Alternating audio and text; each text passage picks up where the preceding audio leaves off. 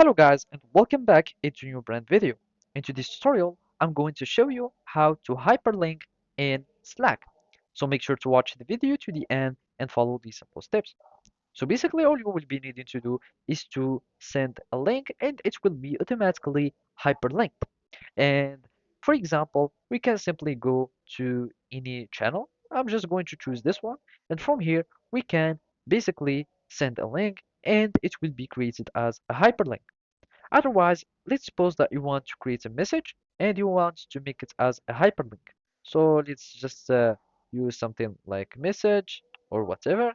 And from here, you can start linking it. So from here, you can add the link or you can simply create a message. So my link, and from here, I'm just going to add the Slack website. So I'm just going to click on save. And basically now I'm just going to click on enter. As you can see, now we have created a hyperlink from this message. You can also do it by using this shortcut, which is the Control Shift U. So let's just do it, Control Shift U, and it will take you to this panel. Or we can simply uh, my message and you need to highlight it or select it and now use the Control Shift U and now it will be added as a text and now you can link it to whatever you'd like.